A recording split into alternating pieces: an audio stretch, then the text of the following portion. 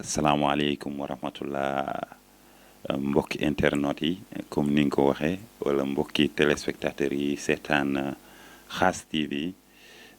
ñu ngi leen di nuyu kenn ku ci nekk ci turam ak santam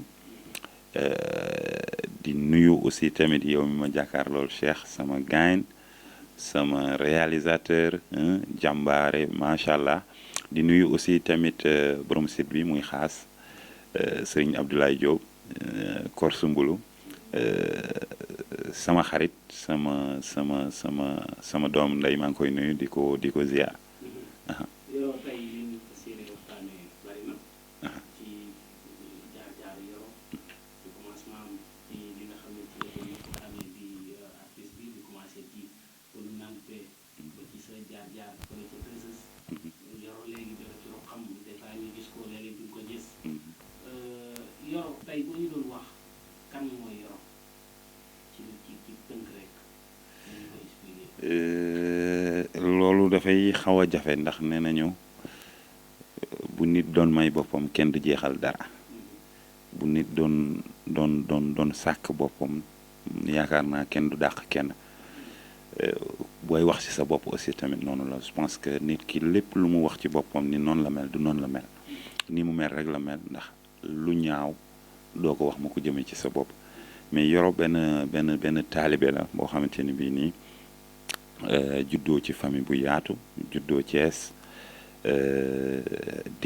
yaroo diggante Thiès ak Tamba màggee Ndakaaru commencé fi théâtre ba sunu joonu yàllay tey nekk koo xamante ni bii nii parmi aussi tamit ci comédiens yi nga xamante ni bii nii Sénégal dañ leen di béggee rafetlu seen liggéey buñ doon tënk daal ci tënk bu gàtt kooku mooy Yoro. tey ñu mën a expliquer sa ndaw. Yoro tey ku léegi la woon wala bu nekkee ndaw li nga xam ne mooy artiste bi nii doon na feeñ ci ndawam. waaw xarmu gi daf koo judduwaale waaw am na don nag am na don ndax ñun sunu ndaw nekk ñu woon ndaw bu terrible aussi nekk ñu woon tamit ndaw bu am fit dañu nekkoon ndaw boo xamante ni bii nii bu tàppetoon waaw dañ tàppetoon daaw ñu ànd groupe amoon nañ nag sunu koñ Cité Lamine Thiès amoon nañ ñu doon foowandool et tout ça là mais Yoro toujours damay démarqué wu ci lu xale yi nga xamante ni bañ nañ ko bu ñu musaan a teg 24 wala 31 décembre dama daan bokk ci defe yaay mooy lan damay dem ba fête bi jub si ma ñëw nangu sama teg ne leen sama yaay dama tere wala sama papa dama tere bu jouru fête ba ma dem cinéma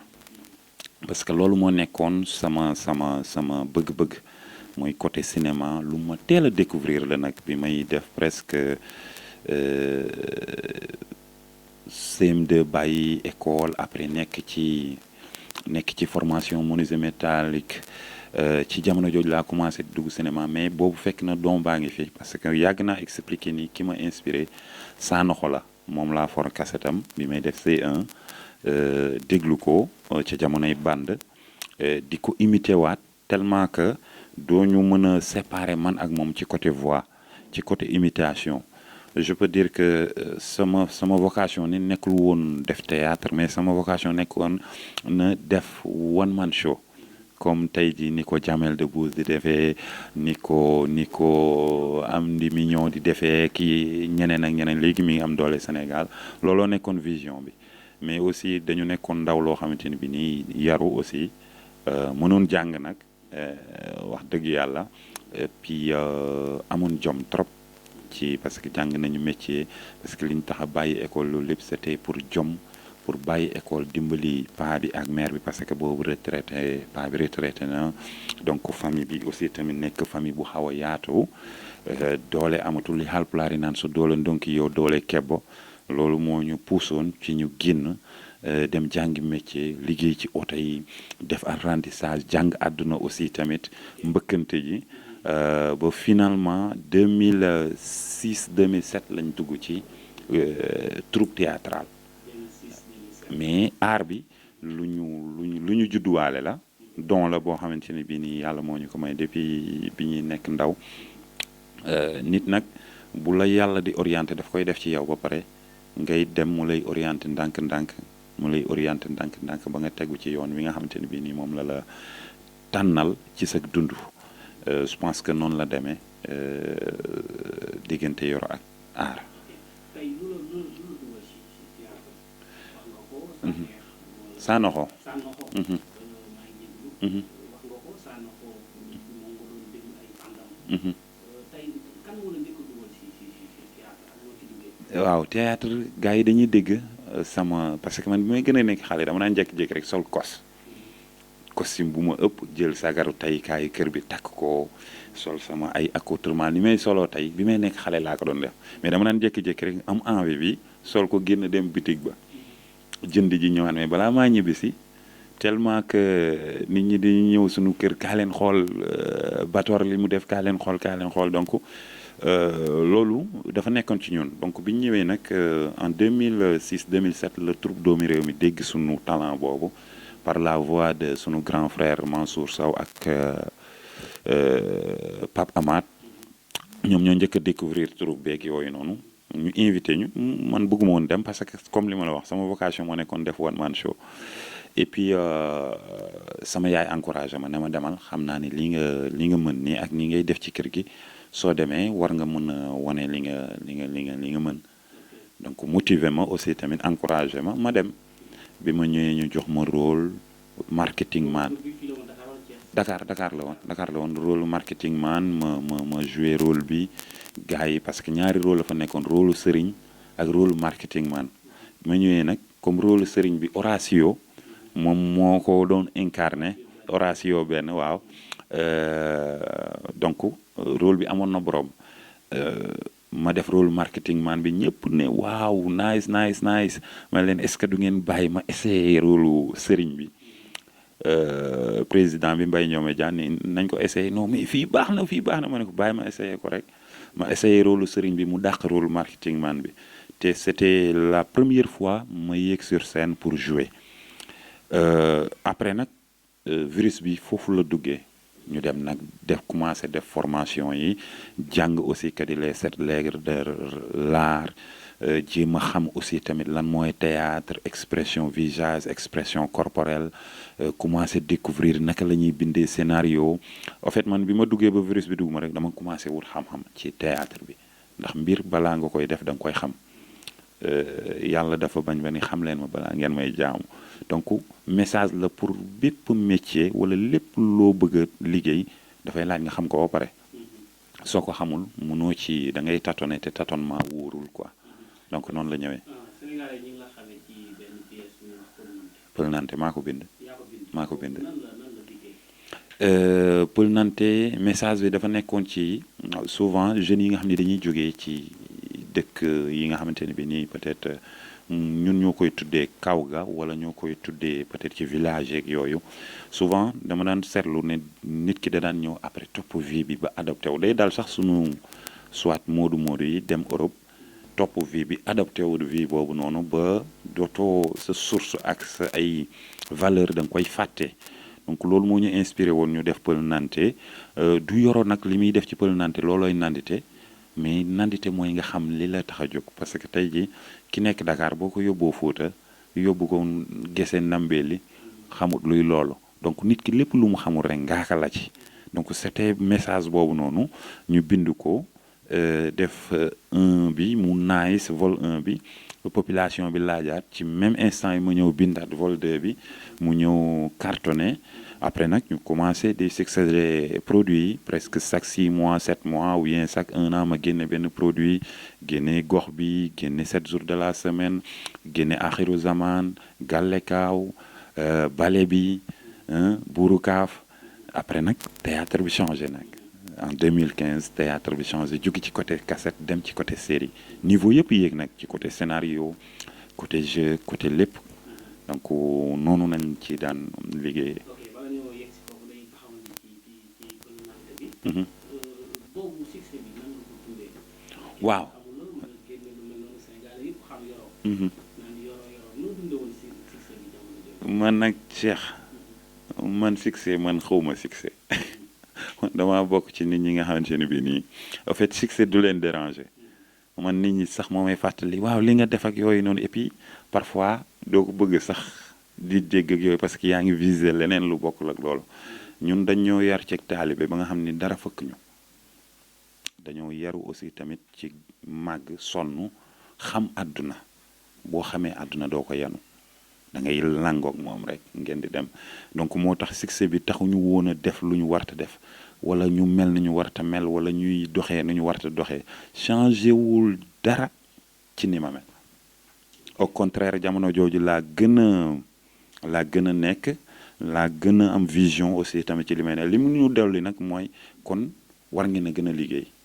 loolu la ñu ci jëlee et puis gën a dëgëral suñuy tànk parce que booy def benn mbir ba ñi nga koy defal wuyu si la si je pense que ni foofu da nga war a gën a dëgëral sa li ngay def ak yooyu noonu quoi waaye.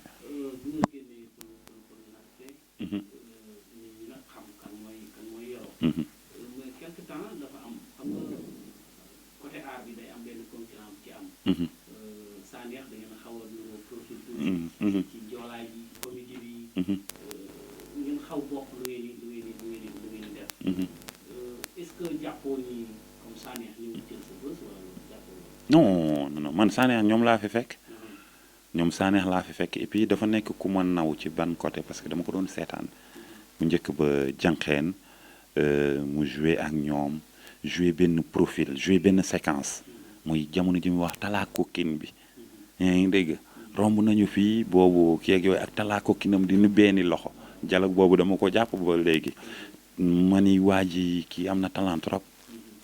yàlla dogal ñuy dem ba mu yàgg mu ñëw askan loo bi sama grand frère ñëw révélé ma kook yooyu ñu seetaan kook en fait xam nga tey mus naa dégg Aline Bayder mu ne ñoom dañu bokk ci ñi révolutionné musique mooy indi ci marimba clavier ci ndingir jéeg affaire bi gën a neex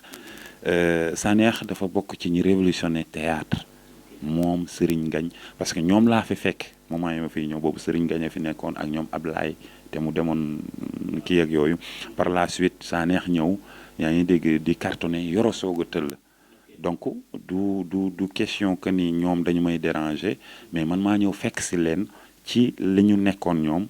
imposé tamit bi ma ñëwee fekk leen fi parce que c'était pas facile nga ñëw fekk fi ndaanaan yu mel noonu di def aar nit ñi di la xool sax waxuma la ak bay consommer li nga def ñu imposé tamit suñu identité ba am suñu identité ba tey ji yoro deux yi mënoo ko compter ëpp na 200 000 di dem. ok est-ce que mas ngeen am benn relation parce que yéen ñaar su ma jiwul ci seen carrière bépp. mosul leen a bokk benn pièce bu dul ci. xaas bi. ngeen tourné woon ci koor bi lay passé. am na ñu ko bëggoon nag. lan moo waraloon loolu. xaas la ko yàlla may. non en fait moom mi siiw na ma siiw ñuy déggante nii ba un jour ñu daje Magic Land échange ay numéro ci benn dîner de gala ak yooyu noonu après ma essayé ko woo 2-3 fois à chaque fois day jàpp ma xam ni peut-être dafay jàpp ma bañ a insister aussi tamit quoi ci appel yi mais amuñu benn problème miinuma ko miinante wuñu bu baax ba bi ñu xaas boole ci produit aussi tamit bi ñu ñëwee courant bi dafa passé parce que ay professionnel la dajale jeu bi tamit yomboon aussi parce que lu waaye di def rek fu mu këpp da nga koy xam fu ma këpp da koy xam parce que ay ndaanaan yu daje la yaa ngi dégg mais amul dara loo xamante ni bi musul dox ba dégg yoro wax na la lu ñaaw musuma dox tamit ba dégg ni Sanekh mi ngi lay wax lu ñaaw donc je pense que concurrent bu sain la te aussi tamit noonu la war a demee mooy bu yoro defee lii kee def lale après population bi consommé ñoom ñooy jugé. ok ni nga ko waxee après pour nante bi fi ay pièges yu bëree bëri. bind fi yu bëree bëri. mais dafa am quelque temps daal lu mel ne da nga xaw a distraire. sàq yi waaw ci scène bi kenn gisatul yoro kenn xamul yoro ci lu nekk lan la. maa ngi si jàmm ak salaam. Cheikh je fais partie des artistes yoo xam ni kenn mësu leen dimbali man mi ngay gis nii. amul du label du borom alal du bailleur de fonds du société du dara yàlla sunu borom moo may jàppale te moom laa gëmit te bi ma amee vision boobu damay dem sama yoon ku ma si fekk si ñu dem ku ma si fekk si mu continuer boo gisee man la kenn mësuma dimbali même sama produit ya ma daan def pëlu nandite la sama grand frère Demba Sow dindi xaalisam financé ko ñu def pël nante label bi ñu ko def am ci man confiance est-ce que xam nga ni dama daan leb filmer ñu filmeel ma leb montage leb duplication génne produit dem jaay fay producteur bi ba mu matal lépp lu des ma séddale ko artistes yi noonu laa doon liggéeyee ci laa génnee pël nante ci laa génne gox bi damay jékki-jékki rek répété ba mu mokk ma woo label ne jàpp naa date temps caméraman yi ñëw filmeel ma réglé sama budget de tournage nit ñi ñëw pour lekk beeg naan beeg yooyu à ma façon donc noonu laa doon progressé ba bi yàlla defee en 2015 aussi théâtre bi changé jóge ci niveau A dem ci niveau je peux dire Z mooy lan dafa développé ci côté yëpp ci côté scénario jeu ak lépp ba pare am freelance maanaam doonatul affaire de troupe parce que boobu njëkk ba affaire de troupe la woon mooy troupe bi troupe bële troupe ay daaray koccum jamonoy tey doomi réew mi fii jànqeen nanga mais léegi dafa nekk ci niveau casting nga xam te ne bi nii bu njëkk ba da nga daan nekk sa troupe amoo rôle bi sax nga forcé ko mais loolu léegi cinéma du la ko baal l'homme qu'il faut à la place qu'il faut donc bi mbir yi demee noonu nga xam ne affaire yi retourné ne ci label yi ak soit nga am jàppale ñun amuñu loolu donc ginnaaw bi ñu amulee loolu ñu ngi nekk aussi tamit di dem ak sunu ay moyens d'abord mais lu ne dañu disparaître wala dañu kii ak yooyu noonu producteur bu ñëw contacter woon dañuy liggéey ak ñoom am na ñu ñuy contacter ñuy liggéey ak ñoom mais aussi duñu dem fu ñu woowul duñu forcer tamit barrage mënuñu wayaan tamit bokk ci artistes yi nga xam dañuy dem ci bureau yi wala ñëw ci label bi di jooytu nit ki je peux te dire est-ce que xam nga ni Mbarodi man maa ko maay artiste bi njëkk a initier Mbarodi fii Mass Ndour sama waay la bi mu ñëwee Sénégal bokk naa ci artistes yi mu njëkk a xam maa ko njëkk a jaay produit jaay ko làmb ji jaay ko gàllekaaw mu def ko ci plateforme Mbarodi bokk naa ci producteur bi mu njëkk a signer contrat baa ngi fi ba léegi ñu commencé benn film bi après am nu ñu doxale peut-être man it comme dama gëm sama yoon bëgguma xaaral parce que li ma xaar ci aar bi dafa yàgg ma continuer dem sama yoon yàlla defal leen xéewal ñoom it ñuy produire mais je peux te dire que ni duñu mënoon nañu dellu naan ko sunu produit bi parce que signé nañu contrat wala nangam déedéet lu yàlla sunu borom dogal ci doomu aadama bi da nga koy am te deuxièmement Cheikh bu ñu amul woon lu ñuy bañ amuñu lu ñuy xalaat ci sunu diine kon non kon kenn waxatu ko kon ay production yi lay ngay gis yoo xamante ni bii ni non c'est pour te dire tan que ni nit ki da ngay am jomb